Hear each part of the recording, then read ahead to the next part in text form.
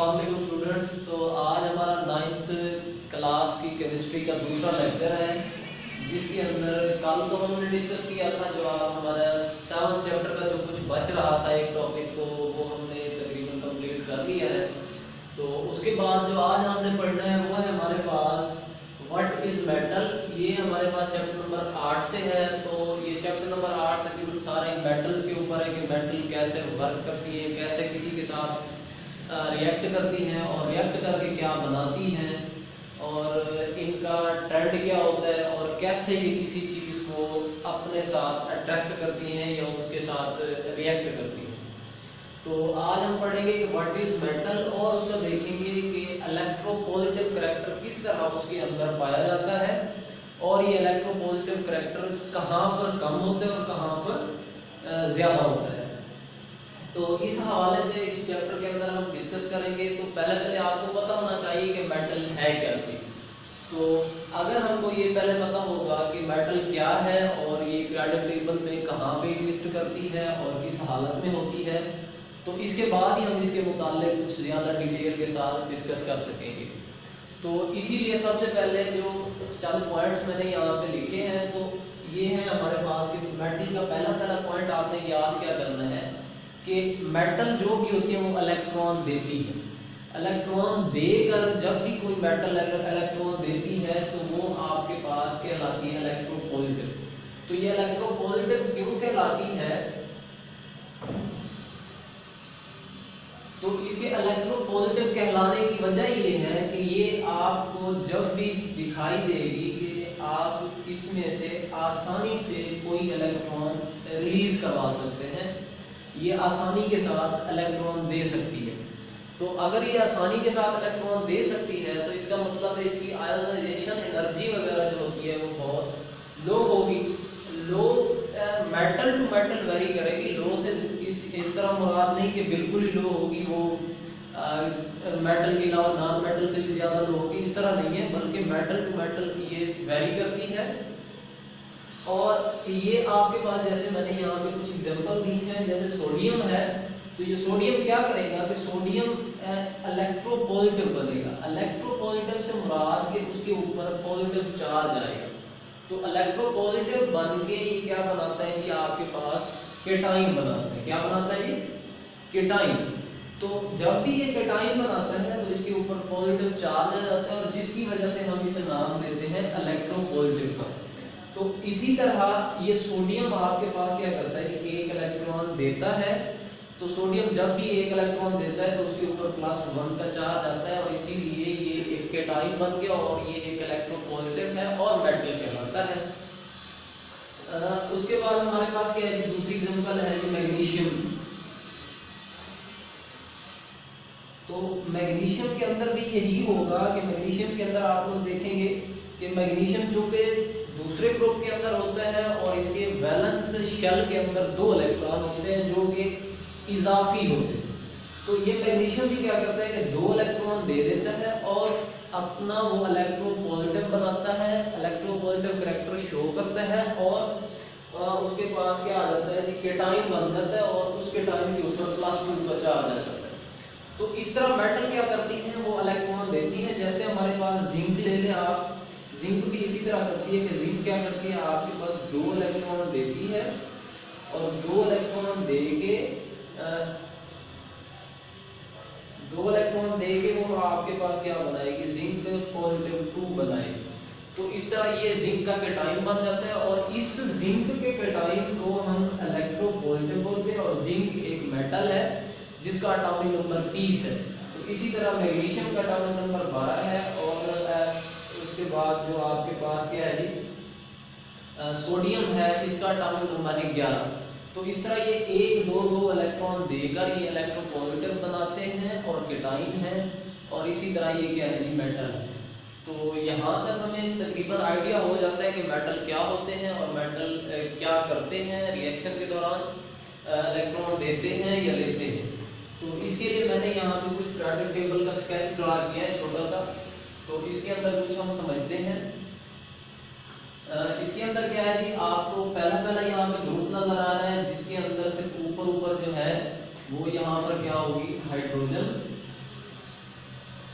तो ये जो हाइड्रोजन है ये एक गैस है, और इसके अलावा हाइड्रोजन के नीचे जितने भी एलिमेंट है एग्जिस्ट करते हैं वो तकरीबन तमाम के तमाम क्या है जी मेटल है। तो वो सारे क्या कहलाते हैं, इलेक्ट्रोपॉजिटिव कहलाते हैं। और यहाँ पे जो आपका डी गुलाब होता है, ये डी गुलाब के एलिमेंट को आप दूसरा नाम देते हैं जिसे हम क्या बोलते हैं, ट्रांजिशन मेटल। और ये ट्रांजिशन मेटल भी क्या काम करती हैं, ये भी इलेक्ट्रोपॉजिटिव बनाती हैं और आपके पास केटाइन बनाती हैं। इन्हीं डी ग्रुप से हमारा क्या है जी, इस जिंक का ताल्लुक है। तो ये क्या करता है, आपके पास इलेक्ट्रॉन देता है। तो इसी तरह ये नीचे फिर आप अगर आ जाएंगे तो पीरियोडिक टेबल के नीचे आपको नीचे यहाँ पे दो और पीरियड्स नजर आएंगे जिनको हम क्या बोलते हैं जी, एफ गुलाब बोलते हैं। एफ छोटा लिखा जाता है।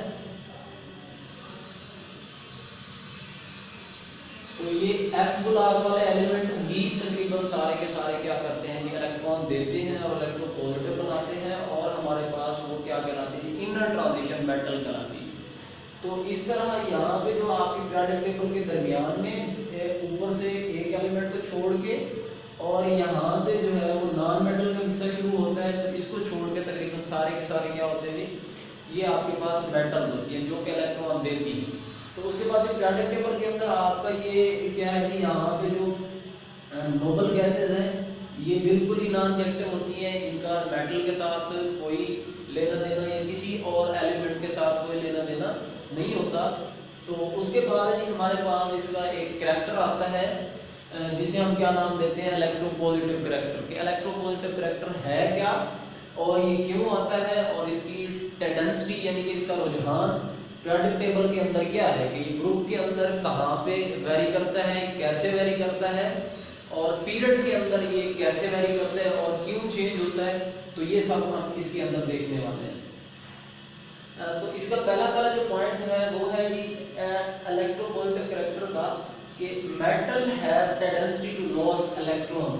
तो मेटल जो भी होते हैं उनके पास ये रुझान होता है, उनके पास ये कैपेसिटी होती है, सलाहियत होती है कि वो क्या करते हैं, इलेक्ट्रॉन को डोनेट करते हैं, दे देते हैं। जैसे मैंने यहाँ पे नीचे एग्जांपल दी जिंक की, तो जिंक ने क्या किया, ये 2 इलेक्ट्रॉन डोनेट कर दिए, 2 इलेक्ट्रॉन इसने दे दिए। तो जैसे इस जिंक ने 2 इलेक्ट्रॉन दे दिए, डोनेट कर दिए, इसने 2 इलेक्ट्रॉन लॉस कर दिए, यानी कि आपने खो दिए इलेक्ट्रॉन या छोड़ दिए भी आप कह सकते हैं। तो इस तरह ये एक क्या बन गया है, इलेक्ट्रोपॉजिटिव बन गया है, और इसके पास ये सलाहियत है कि ये क्या कर सकता है, 2 इलेक्ट्रॉन दे सकते हैं। तो इसके बाद है हमारे पास इसका दूसरा पॉइंट है कि मोर लॉस मोर इलेक्ट्रोपॉजिटिव। कोई भी अगर आपके पास एलिमेंट है, ये नहीं कि सिर्फ मेटल सारे सिर्फ इलेक्ट्रॉन देती हैं, इसके अंदर ये भी रुझान पाया जाता है कि कौन सी मेटल कितने इलेक्ट्रॉन देती है और उसके पास कितना सलाहियत पाई जाती है उसके पास, कि वो कितने इलेक्ट्रॉन कितने तेज़ी के साथ दे सकती है या जल्दी दे सकती है, और किसी के साथ रिएक्ट करके कितने इलेक्ट्रॉन देगी। तो अगर कोई भी मेटल ज़्यादा इलेक्ट्रॉन देती है और ज़्यादा इजीली देती है, आसानी से देती है, तो वो आपके पास क्या कहलाएगी जी, मोर इलेक्ट्रोपॉजिटिव कहलाएगी, यानी कि वो ज़्यादा इलेक्ट्रॉन देने की सलाहियत रखती होगी। तो इसके बाद है जी हमारे पास रिलेटेड टू वैलेंसी आती है। ये वैलेंसी कैसे, कि जितनी मेटल जो भी मेटल जितने इलेक्ट्रॉन देगी वो उसकी क्या कहलाएगी, वैलेंसी कहलाएगी। जैसे यहाँ पे जिंक है, जिंक ने 2 इलेक्ट्रॉन दिए, तो जिंक की जो वैलेंसी ठहरेगी वो क्या होगी, +2 होगी। इसी तरह आपके पास सोडियम है, सोडियम 1 इलेक्ट्रॉन देता है तो उसकी +1 होगी। इसी तरह हमारे पास मैग्नीशियम है, वो 2 इलेक्ट्रॉन देता है तो उसकी +2 होगी। और इसी तरह जिंक का मैंने आपको पहले बता दिया। इसी तरह तमाम की तमाम मेटल जितने इलेक्ट्रॉन देंगी वो उसकी उतनी ही वैलेंसी कहलाएगी। तो उसके बाद ये आपके पास 2-3 पॉइंट्स हैं जिसकी बिना पे हमने देखा कि इलेक्ट्रोपॉजिटिव करैक्टर कैसे इसके अंदर आता है। तो उसके बाद ही हमारे पास ट्रेंड है कि ट्रेंड ऑफ इलेक्ट्रोपॉजिटिविटी, कि इलेक्ट्रोपॉजिटिविटी यानी कि मेटल्स का इलेक्ट्रॉन देने का जो रुझान है पीरियोडिक टेबल के अंदर वो कैसे है और क्यों है, ये हम अब इसके अंदर देखते हैं। तो इसके अंदर क्या है जी, इसके अंदर है कि इंक्रीज डाउन द ग्रुप, जो आपका इलेक्ट्रोपॉजिटिव करैक्टर होता है। क्या होता है जी? Electropositive character. तो ये आपका जो इलेक्ट्रोपॉजिटिव करैक्टर है वो इंक्रीज होता है डाउन द ग्रुप। जैसे जैसे हम ऊपर से नीचे आते हैं, जैसे पहला पहला है हमारे पास लिथियम, उसके बाद नीचे क्या होगा? सोडियम, पोटाशियम, उसके बाद रुबिडियम, सीजियम और फिर फ्रांसियम। तो इस तरह हम जब ऊपर से नीचे आएंगे तो इसके सारे के सारे आप देखेंगे कि लिथियम के पास जो इलेक्ट्रोपॉजिटिव ट्रेंड होगा वो कुछ कम होगा, सोडियम के पास उससे ज़्यादा होगा, रुबिडियम के पास उससे ज़्यादा। तो इसी तरह नीचे बॉटम तक आते हुए हम देखेंगे कि नीचे नीचे वाले की जो सलाहियत होगी इलेक्ट्रॉन देने की या इलेक्ट्रोपॉजिटिव बनने की या केटाइन बनाने की, तो वो सबसे ज़्यादा होगी। तो उसकी वजह क्या है कि ऊपर से नीचे हम जैसे जैसे पीरियोडिक टेबल के अंदर टॉप टू बॉटम आते हैं तो उसके अंदर उसका एक तो एटॉमिक साइज बढ़ता जाता है, उसके बाद न्यूक्लियर चार्ज तो वैसे ही बढ़ता है, लेकिन उसके नए शेल ऐड हो जाने की वजह से due to introduction of new shell, तो वो क्या हो जाता है कि उसका उसके दरमियान जो कशिश होती है, ये आपका जैसे न्यूक्लियस है तो न्यूक्लियस की वैलेंस इलेक्ट्रॉन के ऊपर जो कशिश है वो आहिस्ता आहिस्ता कम होती जाती है। तो इसकी कशिश के कम हो जाने की वजह से भी ये क्या करते हैं, ज़्यादा इजीली दे देते हैं।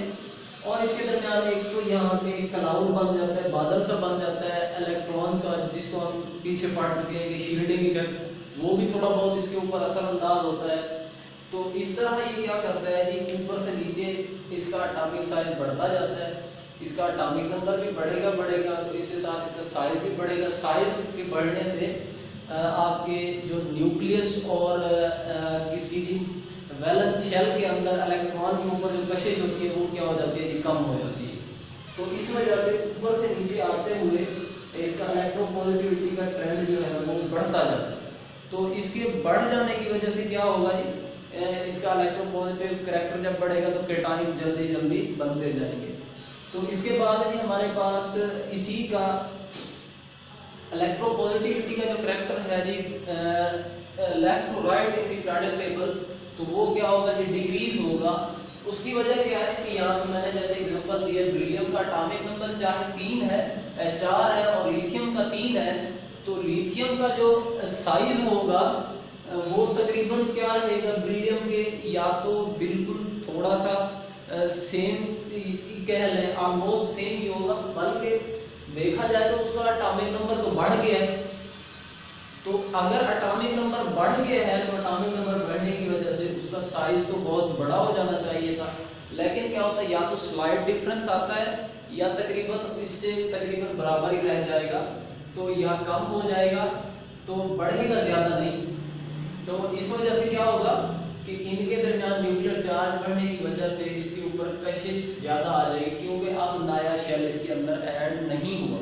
तो इसी तरह जो आपने सोडियम का देखा कि इसका एटॉमिक नंबर 11 है, उसके बाद यहाँ पे देखा आपने मैग्नीशियम का कि एटॉमिक नंबर 12 है, इसके अंदर भी कोई नया शेल ऐड नहीं हुआ।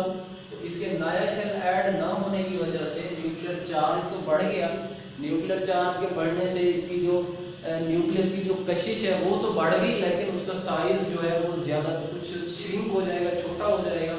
तो इस वजह से इसका इलेक्ट्रोपॉजिटिव करैक्टर कम हो जाएगा। तो इसीलिए ग्रुप के अंदर जो इलेक्ट्रोपॉजिटिव करैक्टर है वो ज़्यादा होता है और पीरियड के अंदर जो इलेक्ट्रोपॉजिटिव करैक्टर है वो कम होता है।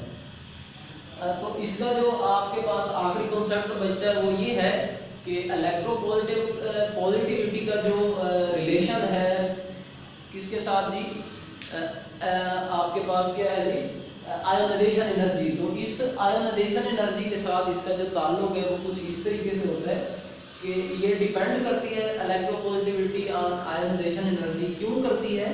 क्योंकि अगर जैसे आपके पास यहाँ पे कोई भी छोटा आप एलिमेंट ले लेते हैं पीरियोडिक टेबल के अंदर, तो उसके अंदर क्या होगा कि उसकी जो आपके पास साइज होगा उसका वो कम होगा।